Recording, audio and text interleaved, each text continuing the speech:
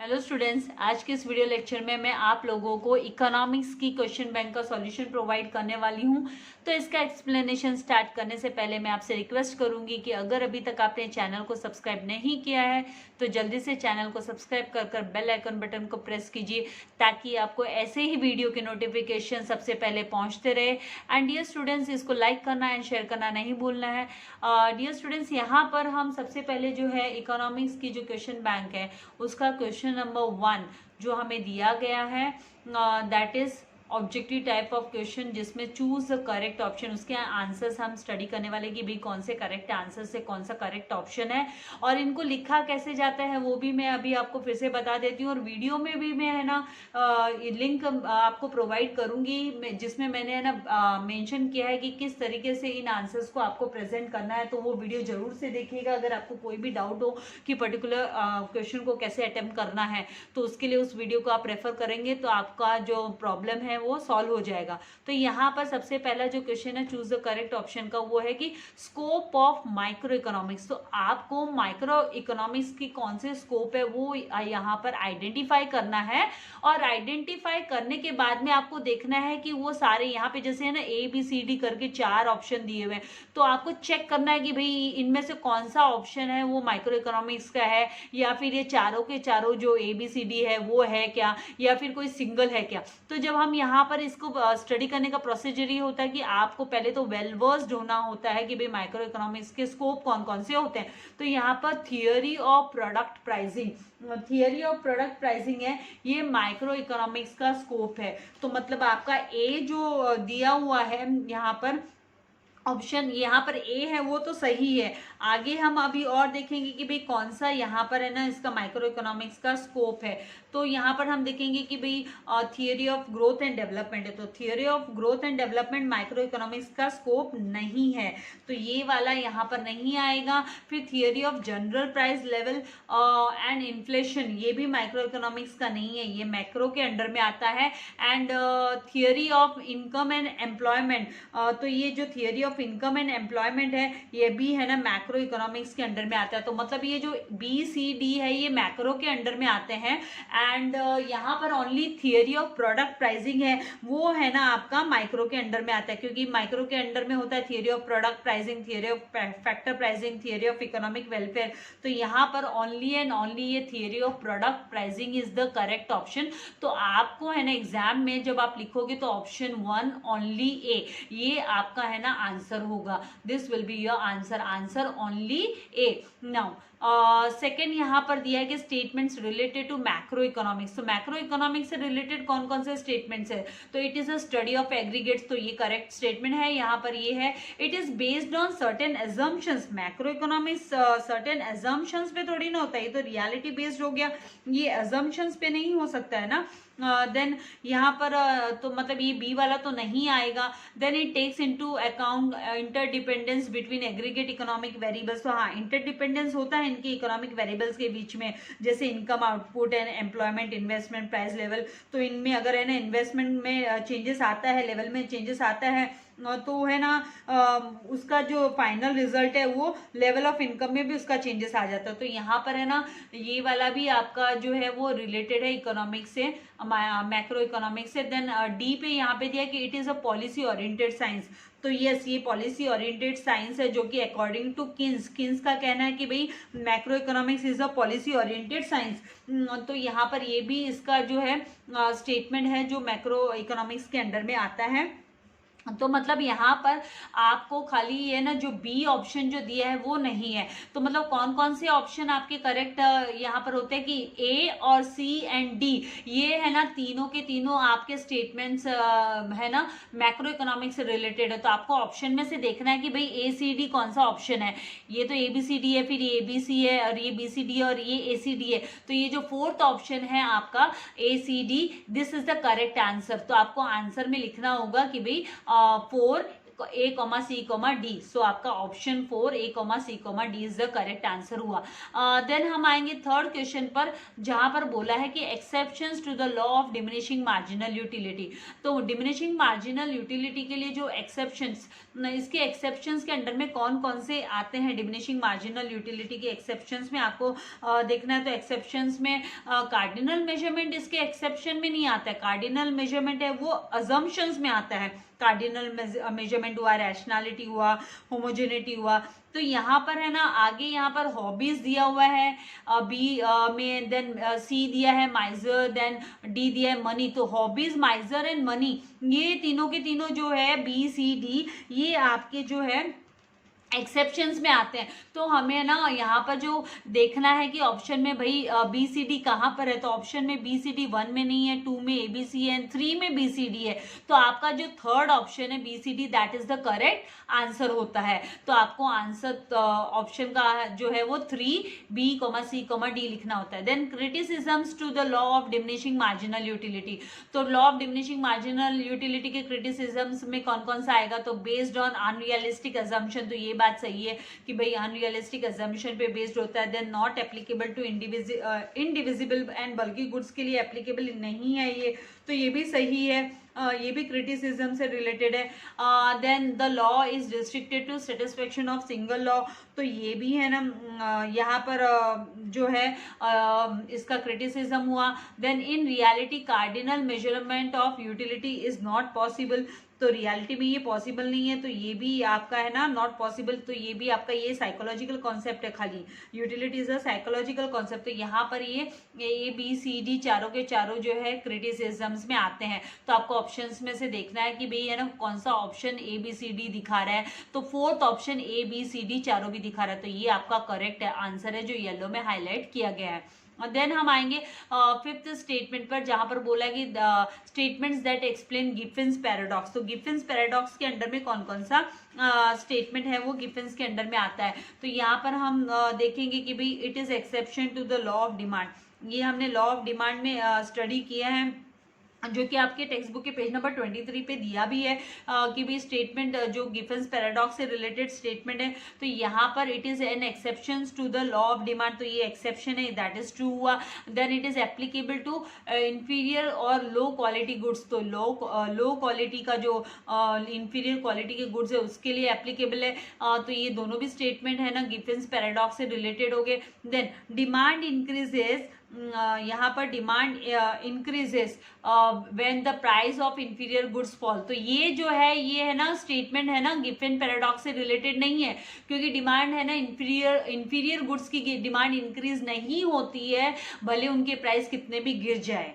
तो ये हमने ना सर रॉबर्ट गिफिन ने ऑब्जर्वेशन के हिसाब से बताया था। इंग्लैंड में जो ब्रेड का उन्होंने दिया था इन रिलेशन टू ब्रेड, उन्होंने बताया था कि भाई उसके प्राइस गिरने पर भी लोग है ना ब्रेड को नहीं खरीदते हैं, वो क्या करते हैं सुपीरियर गुड लाइक मीट को परचेस करने जाते हैं। तो वो गिफिन पैराडॉक्स हुआ, राइट। तो यहाँ पर ये है ना सी ऑप्शन इसके स्टेटमेंट से रिलेटेड नहीं है गिफिन पैराडॉक्स से। Then it is identified by professor Alfred Marshall. Marshall ने इसको आइडेंटिफाई नहीं किया था, इसको तो है ना रॉबर्ट गिफिन ने आइडेंटिफाई किया था। तो ये सी एंड डी दोनों भी स्टेटमेंट है ना गिफिन पैराडॉक्स से रिलेटेड नहीं है। तो आपको ए एंड बी जो है वो करेक्ट आपका ऑप्शन है। तो यहाँ पर आपको देखना है ऑप्शन के यहाँ पर ए एंड बी कहाँ पर है। तो ये ए एंड बी आपका करेक्ट आंसर हुआ। देन नेक्स्ट हम मूव करेंगे सिक्स्थ क्वेश्चन पे, statements related to decrease in demand. Demand में डिक्रीज आता है, वो रिलेटेड स्टेटमेंट कौन कौन से। तो it is a type of change in demand. तो यस ये है ना डिक्रीज इन डिमांड जो है वो चेंज इन डिमांड का टाइप है। It is a type of change in demand, yes true हुआ। Then it takes place due to unfavourable changes. तो ये भी सही बात है कि unfavourable changes in other factors like taste हुआ, इनकम हुआ और कंज्यूमर का क्लाइमेटिक कंडीशंस हुए। तो यहाँ पर है ना उसकी वजह से यहाँ पर चेंजेस आता है डिमांड में, डिक्रीज इन डिमांड होता है। देन सी यहाँ पर है कि प्राइस रिमेन्स कांस्टेंट। तो ये भी स्टेटमेंट है ना इससे रिलेटेड हुआ डिक्रीज इन डिमांड से, कि यहाँ पर प्राइस तो कांस्टेंट रहते हैं लेकिन जो चेंजेस आता है, जो डिक्रीज आता है डिमांड में, वो आता है किसकी वजह से, अनफेवरेबल चेंजेस की वजह से, कि लोगों का टेस्ट चेंज हो गया, इनकम चेंज हो गई, लेवल चेंज हो गया, तो डिमांड डिक्रीज हो गई प्रोडक्ट की, ऐसे। देन यहाँ पर ए बी सी तो करेक्ट हुआ। अभी डी स्टेटमेंट देखते क्या बोला है कि demand curve shifts to the right hand side of the original demand curve. तो ये ओरिजिनल डिमांड कर्व जो है उसके राइट हैंड साइड में शिफ्ट नहीं होता है, ये लेफ्ट हैंड साइड में, ये है ना ओरिजिन की तरफ आता है। तो यहाँ पे डिक्रीज आता है, क्वांटिटी की डिमांड में डिक्रीज आता है। तो आपका ये जो स्टेटमेंट है ये है ना इससे रिलेट नहीं करता है। तो मतलब हमारा ए बी सी कहाँ पर दिया है ऑप्शन में वो हमें देखना है, वही करेक्ट आंसर होगा। तो यहाँ पर A B C second option है, तो सेकेंड ऑप्शन आपको लिखना है आंसर में, option 2 A comma B comma C. इस तरीके से आपको अपने आंसर को प्रेजेंट करना है। नाउ आएंगे हम सेवेंथ क्वेश्चन पे। यहाँ पे बोला कि statements that are incorrect in relation to perfectly inelastic demand. Perfectly inelastic demand से यहाँ पे इनकरेक्ट वर्ड यूज किया है। आपको ध्यान देना है कि यहाँ पर जो वर्ड यूज किया गया है वो इनकरेक्ट वर्ड यूज किया गया, कि भाई कौन सा स्टेटमेंट है जो इनकरेक्ट है, परफेक्टली इनइलास्टिक डिमांड से रिलेट नहीं करता है। तो आपको उसी के हिसाब से यहाँ पर आंसर देना होगा। तो परफेक्टली इनइलास्टिक डिमांड जो होता है उसका मतलब ईडी इक्वल्स टू 0 वाला केस हुआ, ये ईडी इक्वल्स टू 0 वाला केस। तो यहाँ पर है ना आपको देखना है कि percentage change in price has no effect on quantity demanded. तो हाँ इस केस में है ना क्वांटिटी की डिमांड में कोई इफेक्ट नहीं आता है। जैसे कि मेडिसिन, अगर है ना मेडिसिन के भाव अगर है ना गिर जाते हैं तो क्या लोग ज्यादा मेडिसिन खरीद के खाएंगे? नहीं ना। नमक के भाव गिर गए तो क्या नमक ज्यादा खरीद के खाएंगे? तो ये है ना जो है वो परफेक्टली इनइलास्टिक के एग्जाम्पल हुए जैसे। तो यहाँ पर परफेक्टली इनइलास्टिक में अगर प्राइस में चेंजेस आता है तो उसके क्वांटिटी डिमांडेड पे कोई इफेक्ट नहीं होता है। ये स्टेटमेंट तो इससे रिलेटेड है। तो इनकरेक्ट कौन सा है देखना है आपको। तो बी में बोला कि coefficient of elasticity is equal to 1। तो ED is equals to 1। Perfectly elastic demand में ईडी इक्वल्स टू 1 नहीं हो सकता है, ईडी इक्वल्स टू 0 होता है। इसकी इलास्टिसिटी ऑफ डिमांड इज 0 होती है। और इसकी जो परफेक्टली इनइलास्टिक डिमांड का जो ग्राफ है वो हॉरिजॉन्टल लाइन नहीं होता है, वो क्या होता है वो जो लाइन है वो वर्टिकल होता है एंड वो पैरेलल टू वाई एक्सिस होता है। तो ये वाला सी वाला ऑप्शन भी है ना, यहाँ पर सी वाला जो दिया हुआ है यहाँ पर ऑप्शन वो भी इससे रिलेट नहीं करता है। तो बी भी रिलेट नहीं करता है इससे, सी भी इससे रिलेट नहीं करता है। फिर डी क्या दिया, it is a type of price elasticity of demand. तो यस ये जो परफेक्टली इलास्टिक डिमांड है वो है ना elasticity of demand, price elasticity of demand से रिलेट करता है। तो मतलब ए एंड बी से तो रिलेट करता है, लेकिन बी एंड सी है ना इनकरेक्ट रिलेशन हुआ, इनका कोई रिलेशन नहीं है परफेक्टली इन इलास्टिक डिमांड से। तो हमको ऑप्शंस में से देखना है कि कौन सा ऑप्शन है ना बी एंड सी को बता रहा है, दर्शा रहा है। तो यहाँ पर हम देखेंगे कि ऑप्शन नंबर 3 में बी एंड सी दिया हुआ है। तो ये बी एंड सी आपका करेक्ट आंसर है। तो आपको है ना क्वेश्चन को ध्यान से पढ़कर और फिर है ना आंसर को सिलेक्ट करना है। क्योंकि अभी देखिए आपका ये पूरे के पूरे फुल जो चैप्टर्स है, इन ऑल सारे चैप्टर्स का जो ऑप्शंस वाला और राइट द करेक्ट ऑप्शन वाला क्वेश्चन आपका यहाँ पे कवर अप हो जाने वाला है क्वेश्चन बैंक का। नाउ यहाँ पर 8th क्वेश्चन बोला है कि statements that are related to cross elasticity of demand. Cross elasticity of demand से कौन से स्टेटमेंट है वो रिलेट करते हैं, रिलेशन रखते हैं। तो यहाँ पर सबसे पहला स्टेटमेंट दिया कि change in quantity demanded of one commodity due to change in the price of other commodity. तो ये क्रॉस इलास्टिसिटी ऑफ डिमांड का मतलब है, ये मीनिंग है कि cross elasticity of demand refers to change in quantity demanded of one commodity due to change in the price of other commodity. तो ये इससे रिलेट करता है। Then second, it is a type of elasticity of demand. तो yes ये है ना elasticity of demand का टाइप है। उसके टाइप में इनकम इलास्टिसिटी आता है, क्रॉस इलास्टिसिटी आता है, प्राइस इलास्टिसिटी आता है। तो यहाँ पर है ना ये है ना इलास्टिसिटी ऑफ डिमांड से रिलेट करता है, उसका ही एक टाइप हुआ। Then it is applicable to complementary goods and substitutes. तो ये भी सही बात है कि ये जो है ना क्रॉस इलास्टिसिटी ऑफ डिमांड है वो है ना complementary goods and substitute goods से रिलेट करता है। देन यहाँ पर डी जो है यहाँ पर बोला कि it is expressed as E Y. E Y का मतलब होता है income elasticity. E Y is used as a income elasticity, क्योंकि वाई है ना ओरिजिनल इनकम के लिए हम यूज करते हैं, ओरिजिनल इनकम के लिए वाई। तो E Y is equals to percentage डेटा क्यू, मतलब यहाँ पर जो चेंज इन क्वांटिटी डिमांडेड का परसेंटेज है and change in income of consumer का परसेंटेज है, तो यहाँ पर ये जो है आपका ये इससे रिलेट नहीं करता है क्रॉस इलास्टिसिटी से। क्रॉस इलास्टिसिटी में तो आता है कि percentage change in quantity that is A and percentage change in quantity that is price of B. तो यहाँ पर ओरिजिनल प्राइस ऑफ कमोडिटी के इससे रिलेट करता है, तो ये यहाँ पर है ना करेक्ट नहीं है। तो मतलब आपका जो करेक्ट स्टेटमेंट है ए बी सी है। तो ए बी सी कहाँ पर है ऑप्शन में आपको देखना है और आपको सिलेक्ट कर लेना है कि भाई हाँ ये 2 जो ऑप्शन दिया हुआ है उसमें ए बी सी है, तो ये आपका करेक्ट ऑप्शन है कर। देन इसके बाद में जो है इसके बाद में जो है वो statements related to the concept of stock. Stock से रिलेटेड कौन सा कॉन्सेप्ट है, तो यहाँ पर आपको देखना है कि इट इज द इलास्टिस total quantity of a commodity available with seller at a particular point of time. तो yes, then by increasing production को इंक्रीज कर हम स्टॉक को इंक्रीज कर सकते हैं, तो ये भी सही बात है। Then normally stock exceed supply, ये भी सही है कि स्टॉक है ना सप्लाई से नॉर्मली ज्यादा होता है। गोडाउन्स में सामान पड़ा रहता है, स्टॉक पड़ा रहता है। देन लास्ट यहाँ पर ये डी वाला है, उसमें बोला कि stock is an flow concept, तो ये फ्लो कॉन्सेप्ट नहीं है। Supply is a flow concept, supply जो है वो फ्लो कॉन्सेप्ट होता है। तो यहाँ पर डी ऑप्शन इसका ऑप्शन नहीं है। ऑप्शन में से डी हमको सिलेक्ट नहीं करना है, हमको ए बी सी लेना है। तो ऑप्शन में हम देखेंगे, ऑप्शंस में सेकेंड ऑप्शन है ना ए। नेक्स्ट 10th वाला कि exceptions to the law of supply, तो कौन कौन सा ये exceptions to the law of supply से रिलेट करता है, तो यहाँ पर कांस्टेंट कॉस्ट ऑफ प्रोडक्शन ये इसमें नहीं आएगा, ये रिलेट नहीं करता है एक्सेप्शन से। Then constant technique of production ये भी नहीं आएगा। देन यहाँ पर C does not apply to agricultural goods, तो यहाँ पे ये जो द लॉ ऑफ सप्लाई है ये है ना एग्रीकल्चरल गुड्स से है ना अप्लाई नहीं होता, उस पर अप्लाई नहीं होता, तो ये इसका एक्सेप्शन है। Then D no change in weather condition, तो ये भी नहीं होता है। तो यहाँ पर ओनली एंड ओनली जो है does not apply to agricultural goods है ना, ये इसका एक्सेप्शन हुआ। देन 11th यहाँ पर फीचर्स ऑफ ओलिगोपोली मार्केट, तो फीचर्स में यहाँ पर there are few sellers and few firms होता है।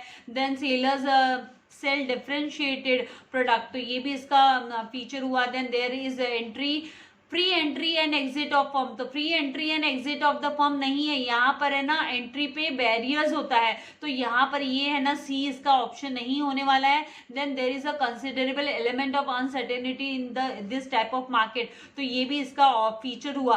तो आपको देखना है कि कौन सा करेक्ट ऑप्शन, तो आप देखेंगे स्टूडेंट्स यहाँ पर है ना ये जो ए बी एंड डी आपका आंसर होना चाहिए, लेकिन इसका ऑप्शन दिया ही नहीं है, तो यहाँ पर ये एरर है, इस क्वेश्चन में ये एरर आया है। तो आपको है ना ये इसका जो करेक्ट आंसर है वो ए बी डी होता है, ए बी डी, लेकिन यहाँ पर ये प्रिंट नहीं हुआ है, यहाँ पे कहीं तो एरर हुआ है। तो आपको ये ध्यान में रखना है कि यहाँ पर आप देखो टेक्स्ट बुक को ओपन करोगे और आप ओलिगोपोली के फीचर्स को देखोगे तो वहां पे एंट्री में बैरियर्स बताया गया है, एंट्री में बैरियर्स बताया गया, और यहाँ पर तो ये स्टेटमेंट दे रहे कि there is free entry and exit, तो ये यहाँ पर सी वाला ऑप्शन नहीं आता है, ए बी डी ही इसका करेक्ट फीचर्स के अंडर में आता है, ये आपको ध्यान रखना है। Then characteristics of long period market, तो लॉन्ग पीरियड मार्केट कौन सा हुआ, all factors of production of cost are variable, ये इसका आंसर होता है, कैरेक्टरिस्टिक होता है। Then firms are able to adjust all cost, जो सारे के सारे कॉस्ट है उनको एडजस्ट करने में सहमत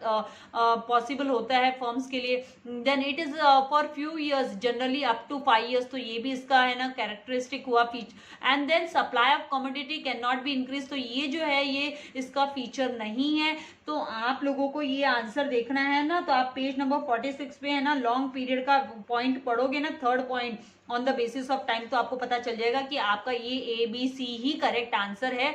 आपको ऑप्शन में से जाना है और ए बी सी को सिलेक्ट करना है, डी आपका इसमें नहीं आएगा फीचर्स में। Then features of index numbers में हम देखेंगे तो it is useful in framing suitable economic policies, नहीं है। It is useful to present financial data in real terms, ये भी नहीं आएगा। Then index numbers are statistical devices, ये इसका करेक्ट फीचर है। Then index numbers are specialised averages होता है, ये भी इसका करेक्ट फीचर है। तो आपको है ना सी एंड डी ऑप्शंस में से आपको सी एंड डी सिलेक्ट कर लेना है। देन नेक्स्ट जो यहाँ पर है उसमें नेक्स्ट उसमें हम आएंगे तो यहाँ पर statements related to weighted index number, तो वेटेड इंडेक्स नंबर से रिलेटेड जो स्टेटमेंट्स है, suitable weights are assigned to various commodities, then it gives relative importance to commodity in the group. In most cases quantities are used as weights, and last pairs price index and passes price index are methods of constructing weighted index. तो ए B C D चारों की चारों आपके correct option है यहाँ पर, A B C D, तो fourth option आपका करेक्ट ऑप्शन है. Then precautions to be taken while estimating national income by output method. Output method के थ्रू नेशनल इनकम को कैलकुलेट करने के लिए हमको जो ऑप्शंस है वो यहाँ पर कौन से प्रिकॉशंस है, तो only value of final goods and services must be taken into account. Then indirect taxes included in the market price are to be deducted, उनको हमें डिडक्ट करना है. देन उसके बाद में subsidies given by the government on certain products must be added, जो certain products पे subsidy वो एडेड होना चाहिए. Then sale of purchase of second hand goods should be considered, यहाँ पे कंसीडर्ड नहीं होना चाहिए, इट शुड बी इग्नोर्ड, ये इग्नोर्ड होना चाहिए. तो मतलब आपका ए बी सी ही करेक्ट आंसर है. ये आप देखोगे तो प्रिकॉशंस के अंडर में 7th पॉइंट आप पढ़ोगे जब इसका, तो आपको पता चल जाएगा आउटपुट मेथड के अंडर में 7th पॉइंट, वहां पर ये 7th पॉइंट में इग्नोर दिया है. तो आपका A B C is the correct answer है, मतलब सेकंड ऑप्शन आपका राइट आंसर है. Then practical difficulties in measurement of national income, तो यहाँ पर नेशनल इनकम में इलीगल इनकम को हम थोड़ी ना कंसिडर करेंगे, इलीगल इनकम को तो हमें है ना अवॉइड करना है, तो ये तो हमको लेना नहीं है, तो ये तो गलत हो गया. Then problem of double counting, ये प्रैक्टिकल डिफिकल्टी हुई. Then inadequate and unreliable data. Then valuation of यहाँ पर वैल्यूएशन ऑफ इन्वेंटरीज, तो हमें ना ये तीनों बी सी डी करेक्ट इसके जो है वो सही स्टेटमेंट है. यहाँ पर इलीगल इनकम जो है वो थियोरेटिकल डिफिकल्टीज में आता है, प्रैक्टिकल में नहीं आता है. तो ये पॉइंट भी आपको पेज नंबर 67 पे मिल जाएगा. तो यहाँ पर देखिए ऑप्शन आपका third option B C D is the correct answer हुआ. Then essential characteristics of a tax, तो टैक्स के कैरेक्टरिस्टिक्स क्या है, तो it is a voluntary contribution to the government. क्या लोग अपनी इच्छा से गवर्नमेंट को टैक्स देते हैं? नहीं, ये स्टेटमेंट यहाँ पर फिट नहीं होता है, ये सही नहीं है. एसेंशियल कैरेक्टरिस्टिक्स ऑफ टैक्स ये है कि every citizen of the country is legally bound to pay the tax imposed upon him. Then tax is imposed on income, property और कमोडिटीज और सर्विसेज. एंड देन डी यहाँ पर दिया हुआ है कि the tax payer receives direct and proportionate benefits from the government in return for the tax. तो B C D जो है आपका ये करेक्ट आपका जो है ऑप्शन है. तो बी सी डी कहाँ पर है, तो ऑप्शन नंबर 3 में बी सी डी आपको दिखाई दे रहा है. तो बी सी डी आपको है ना यहाँ पर से सिलेक्ट कर लिखना है. तो यहाँ पर इस तरीके से ये वाला आंसर भी आपका हो गया, जिसमें आपको है ना पेज नंबर 74 पे दिखाई देगा कि वहां पे कंपलसरी कंट्रीब्यूशन होना चाहिए, वॉलंटरी कंट्रीब्यूशन नहीं. स्व इच्छा से फिर अपनी मर्जी से देंगे वैसे नहीं होता है. नॉन टैक्स रेवेन्यू सोर्सेज कौन कौन से हैं, तो स्पेशल असेसमेंट हुआ, fines and penalties non tax revenue के अंडर में आया. Then goods and service taxes, ये तो इनडायरेक्ट टैक्स है, ये नॉन टैक्स रेवेन्यू नहीं है, तो ये वाला इसमें फिट नहीं होता है नॉन टैक्स में. Then gifts, grants and donations, तो मतलब A B and D correct option है, तो आपको ए बी डी लेना है. Then structure of organised sector of money market, तो organise sector of money market का जो है स्ट्रक्चर वो क्या क्या है, तो यहाँ पर रिजर्व जो है रिजर्व बैंक ऑफ इंडिया, इसका स्ट्रक्चर हुआ ऑर्गेनाइज सेक्टर का.